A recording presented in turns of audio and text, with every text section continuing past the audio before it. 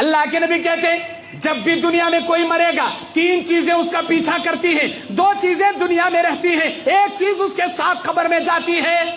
ہر مرنے والے کے پیچھے تین چیزیں اس کا پیچھا کرتی ہیں۔ وہ تین چیزیں کون سی؟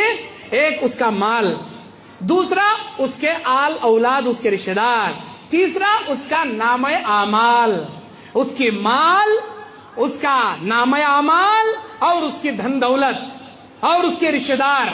میرے بھائیوں، اللہ کے نبی بخاری کی اس روایت میں کہتے ہیں، کتاب الرقاق کی حدیث، اے میرے امتیوں، جب بھی کوئی مرے گا مال اس کا پیچھا کرے گا، رشتہ دار اس کا پیچھا کریں گے، اعمال اس کا پیچھا کریں گے، لیکن رشتہ دار خبر میں دفن کرنے تک جائیں گے، دفن کرنے کے بعد منہ پر مٹھی مار کو واپس آ جائیں گے۔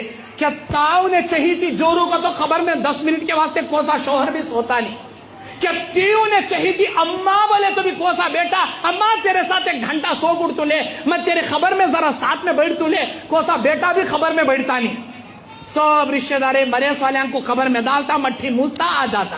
اللہ کے نبی کہتے ہیں ہر رشتہ دار خبر تک جاتا ہے، دفن کر کے واپس لوٹ جاتا ہے۔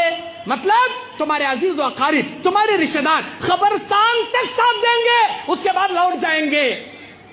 رشتہ دار گئے، اب بچہ کون؟ دولت، بہت کارا، بہت بنگلے، بہت بلڈنگا، بہت سننا، بہت چاندی، بہت پیسے، بہت بینک بیلنس، بلک چھوڑ کو گیا کرتے، بہت چھوڑا کرتے، لیکن اس کے کفن میں رائٹ ایک جوب، لیفٹ ایک جوب، اوپر ایک جوب، پیچھے ایک جوب، جوباں رکھ دیں کیا؟ کفن میں جوباں رہتی کیا؟ نہیں رہتے۔